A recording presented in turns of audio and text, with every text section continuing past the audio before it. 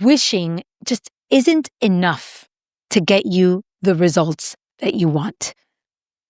You have to want to really change your life in order to transform.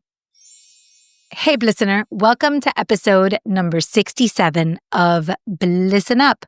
So on this beautiful, sacred Sunday, I will be preparing and celebrating my 3 boys' school year's eve.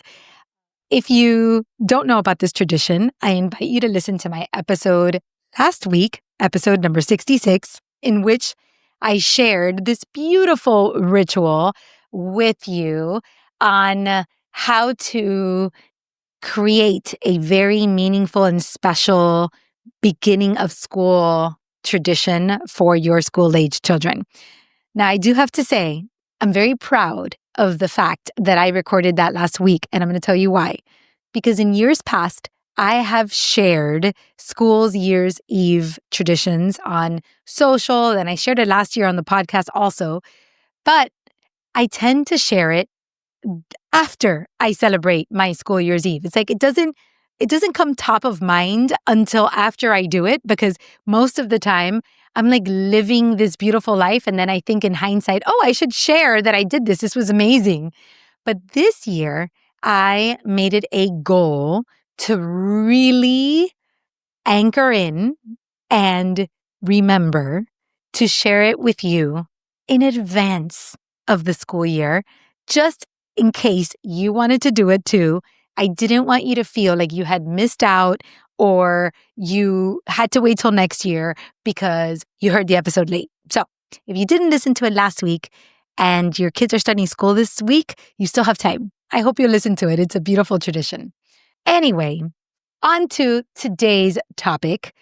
Today, I want to share with you a mindset shift that I actually borrowed from my husband. Every once in a while, Orlando comes up with something brilliant, I do gotta say. And whenever he does, I happily borrow it to share it with you. Of course, always giving him the credit for his brilliance. But this was one of those things that he said that completely opened my eyes and my mind to the way that human behavior works and the difference between people who achieve certain outcomes and people who don't. So I find this to be a really incredible mindset shift. But before I tell you what it is, I have a question for you.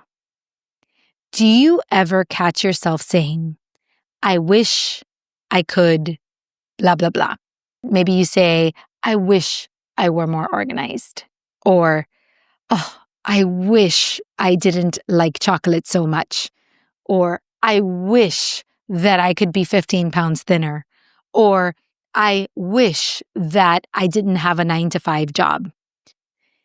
You say things like that because there are these outcomes in your life that, yeah, you wish for, but maybe they feel unattainable, or they feel out of reach, or they feel beyond your capacity to achieve them. Has that ever happened to you? I know it's happened to me.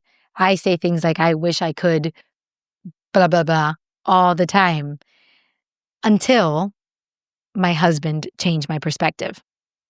Now, this actually surfaced in the most random of circumstances. It surfaced while my son was preparing for the spelling bee in 4th grade. He was getting ready for the spelling bee, and we noticed that he really didn't want to study the words. He was dragging his feet. He was complaining. It was like this big drag. He really didn't care much about, getting ready for this competition. But it seemed like everybody was making it a big deal. Like winning the spelling bee was like this big, big, big deal. And one day, I don't remember the context of how it happened. I'd have to go back to Orlando and ask him. I don't remember exactly the context, but what I do remember was that Orlando sat down with his son and he was like, Orly, I have to ask you a question. Do you want to win the spelling bee? And Orly was like, well, yeah, of course I do. He was like, no. I mean, like, do you really want to win the spelling bee? Like, are you willing to go above and beyond to achieve this outcome? Are you willing to study furiously for your words, really learn them, really go all in, go above and beyond, study outside of the 50 that they told you to study the next 100 words, like really go all in, because it would mean so much to you to receive that trophy, to represent your school, to be number one in the spelling bee. And Orly thought about it for a while, and he's like, no, I don't. I actually don't care that much at all. I mean, I don't want to like fail the class, but I don't care to win the spelling bee. I don't care to represent the class in the spelling bee. I don't even like vocabulary that much. It's just not my thing. And when he said that to my husband said, well, there's a difference between wishing and wanting. Sometimes we wish we could achieve something. Like, I wish I could win the spelling bee one day. But we don't actually want that thing because we're not willing to do what it takes to achieve that thing. And it's important to know the difference. So, Orly, if you don't really want to win the spelling bee, then don't sweat it. Don't put any pressure on yourself. It doesn't matter. If you do well, you do well. If you stay in the round, you stay in the round. If you get cut out in the round, you get cut out in the round. It doesn't really matter because you don't really want it that bad. Just do the bare minimum and get through, and that's it. But if you want it, if you really want it, then you get to decide to show up for what you want. That moment was a very defining moment for my son. Because what we didn't know at that time was that there was going to be some things coming up in my son's life that he was going to really, really want. And the spelling bee wasn't one of them. But when the things that he did really want surface, my son was relentless. He was going to do whatever it took to get where he wanted to go because he understood the difference between wishing and wanting. Now, fast forward a few years, my husband I think he had just turned 40 or 41. This man had been struggling with his weight his whole adult life, the last 20 years or something. He'd been struggling with his weight. I met him chubby. I always tell him, I loved you when you were chubby. So remember that, because he's not chubby at all anymore. But I used to tell him that. And I'd always seen him start diets, crash diets, then falter on the diets, start exercise routines, then stop doing the exercise routines. There was no consistency, and there really wasn't many results. I never saw in him like a huge, consistent commitment to weight loss. And yet, he was always worried and focused on his weight loss. He always cared about his weight, and he always wanted to lose weight. So there was always a diet in the background. There was always something looming, but he never really got results with anything that he tried.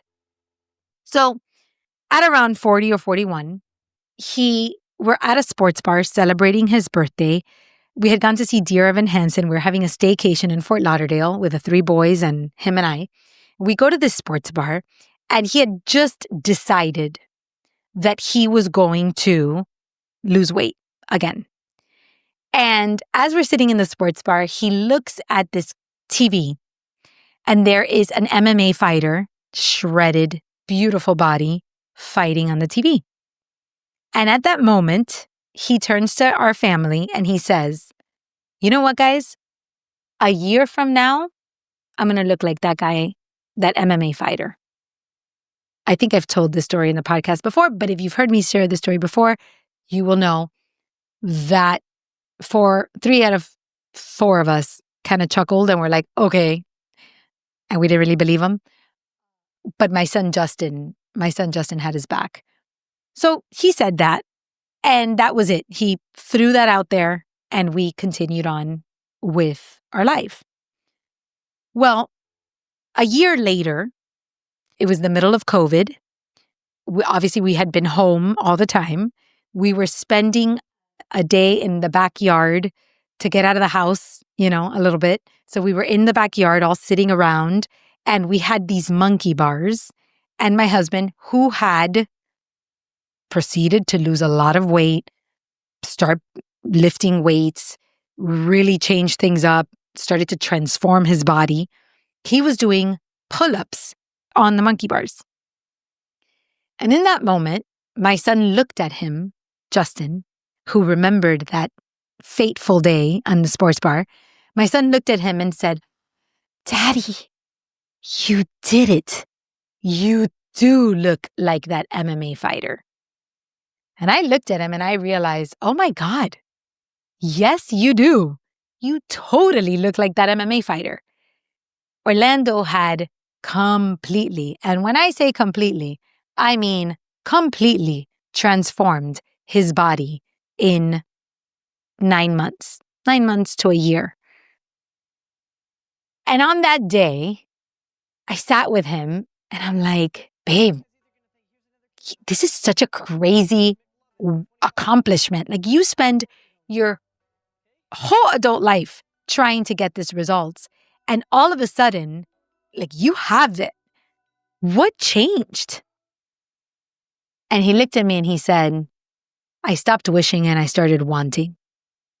I followed the advice I gave Orly all those years ago.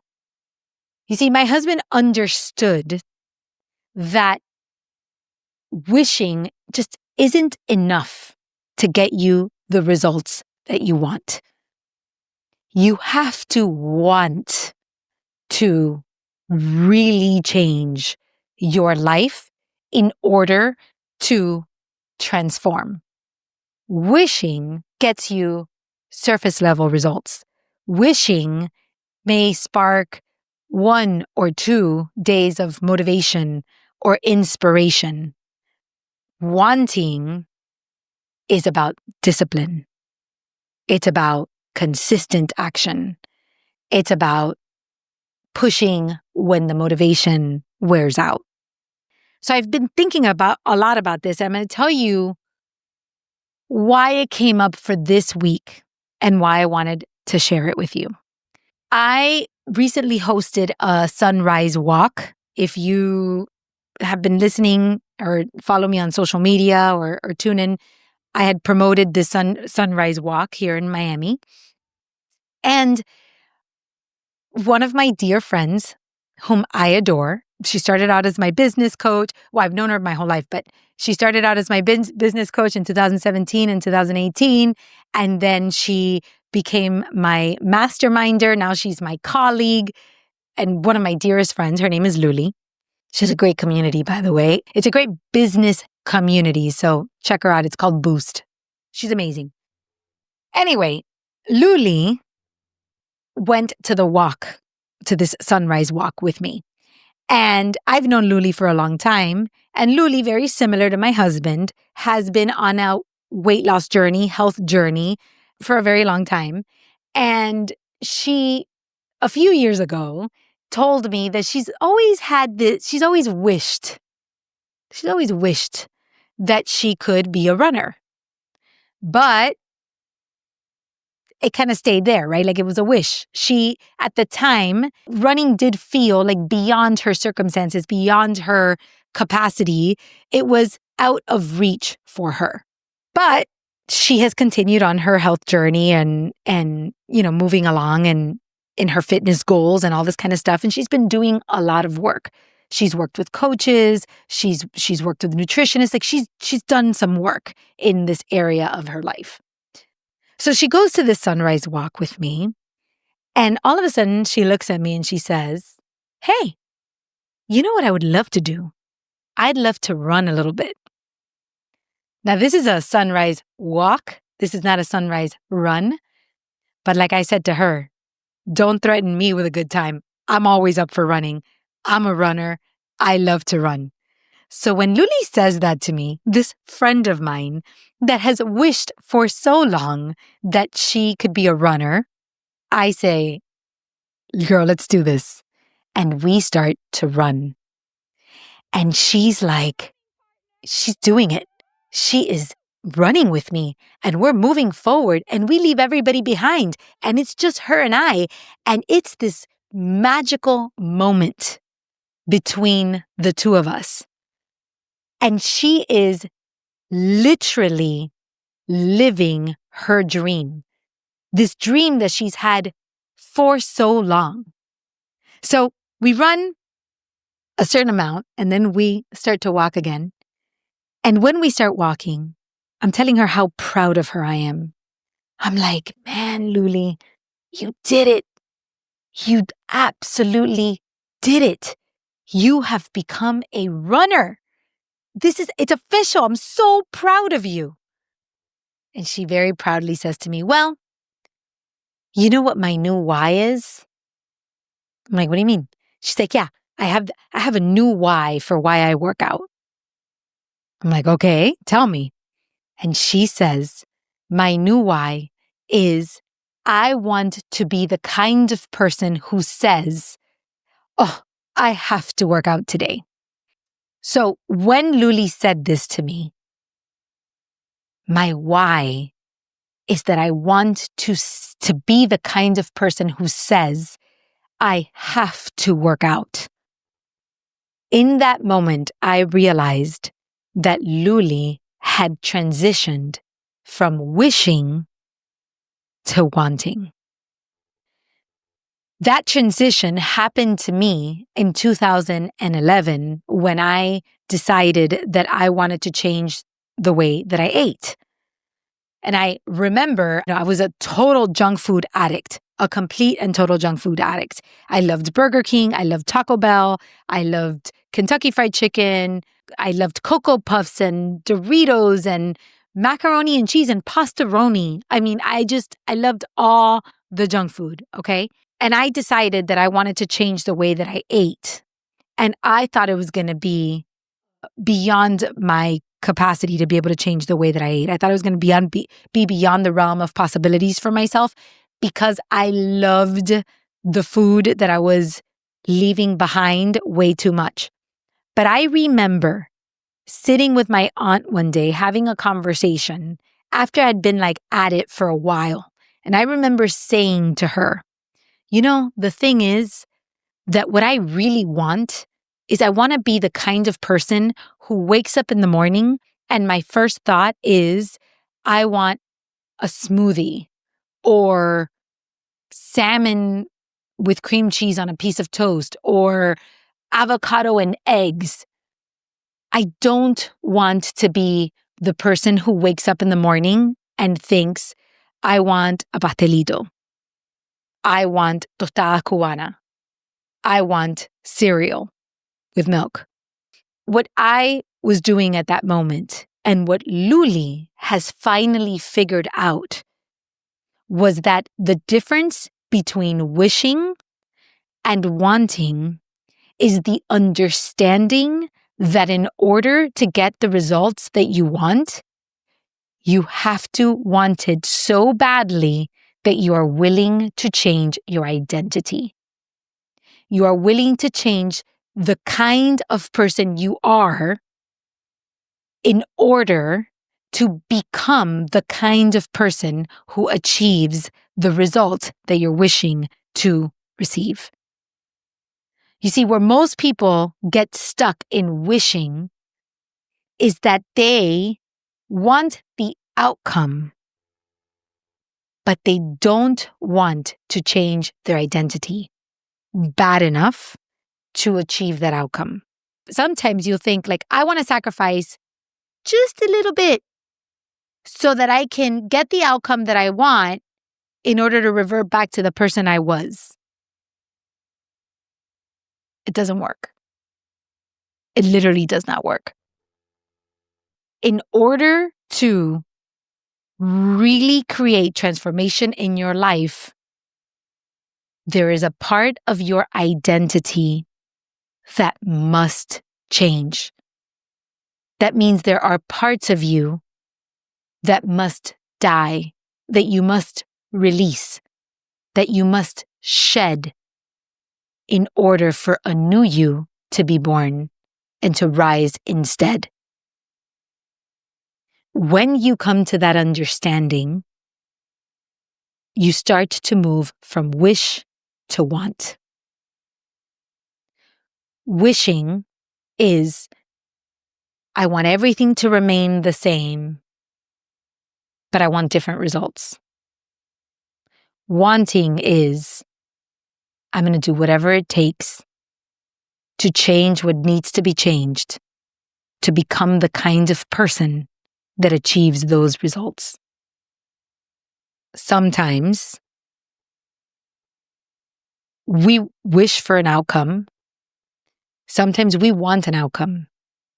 So this month, in the midst of Anchor August, my invitation to you is to anchor into what you really want. What is it that you really want? Not what you wish for. Not, oh, I wish things were different. If only things could change. But what are the things that you want in your life? This week, we began the 6-month coaching container, the Bliss and Up Hub.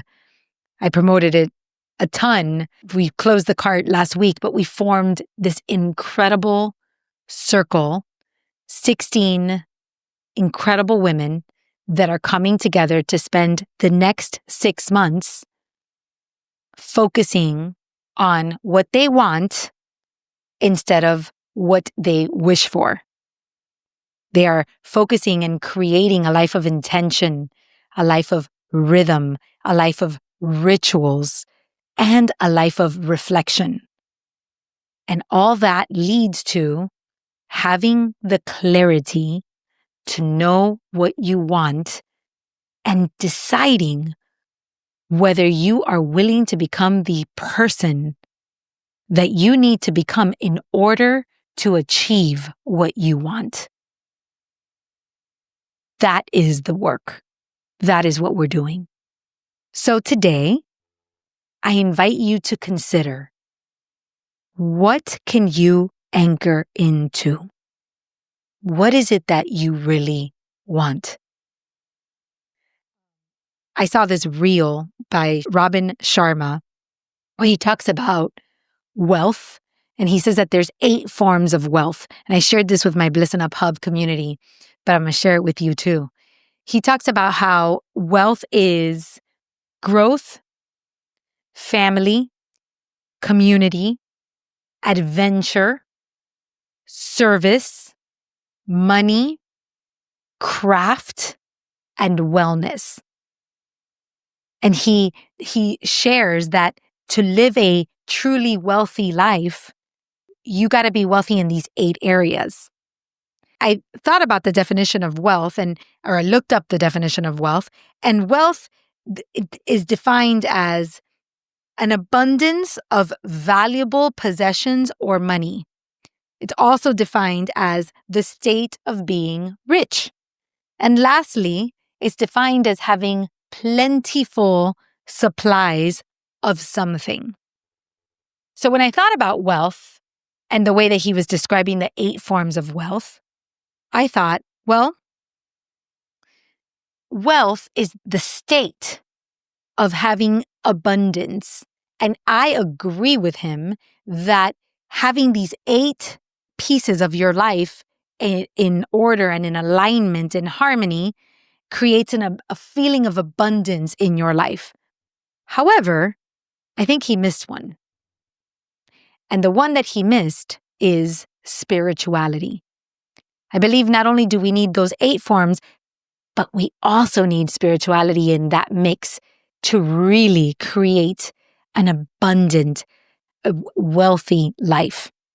So what I created for my Bliss and Up Hub community is the life puzzle, where you have the 9 pieces of the big puzzle, the bird's eye view, the 9 big pieces of the puzzle: wellness, adventure, community, service, spirituality, craft, growth, money, and family.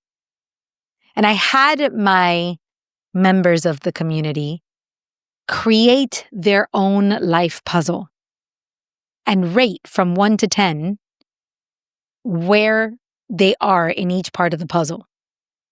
And I fully understand that life is complicated. So sometimes the puzzle is not 100% complete. Sometimes there's missing pieces. Sometimes we have gaps. Sometimes there's one part of the puzzle that we can't quite figure out. And then there's other parts of the puzzle that fit nicely into our life. But the idea was to look at the big puzzle and create awareness of what creates a wealthy life in this big puzzle, rate to see where we are in each one, and then anchor into the one that needs us the most. What are the pieces that we get to focus on and prioritize and anchor into because we want to really elevate that part of the puzzle? We want to feel harmony. We want to feel alignment. We want to feel completeness. And we want to create a life that sparks bliss. This is the kind of work I want you to be doing too. And when you look at your big puzzle of your life and you look at these 9 pieces of the puzzle and you look at to see where are the gaps, what are the pieces you need to work on to really create an abundant and a wealthy life, I want you to think about, do I wish for this or do I want it? And if I really want it, who do I have to become in order to achieve it? That's the work. I hope this episode has served you. I hope that you will decide to be the kind of person who focuses more on their wants than their wishes and is willing to do the work to design your reality and your dream life. So that's all I got for you today. Thank you for being here, and I will see you next week. That's it for today's episode. Thanks so much for being here. I am deeply, deeply grateful for this time to connect. If you're loving this podcast, I'd love if you could support me by subscribing, rating, and or leaving a review wherever you listen to podcasts. Those reviews help us so much. And if you know of someone who could really use a voice like mine in their head, please share this with them and let them know how much you care about their bliss. Now, if you are feeling called to dig deeper and really work on elevating your mindset, wellness, and your relationships to create a healthier, happier, and more meaningful life, then I invite you to schedule a 60-minute complimentary consultation with me.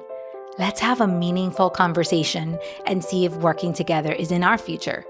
You can find the link to the calendar of consults right there in my show notes, but you can also connect with me on my website, carolinedeposada.com, or just send me a DM on Instagram at Caroline de Posada. Like my friend always says, the project is big and you're a part of it. So thanks for being here.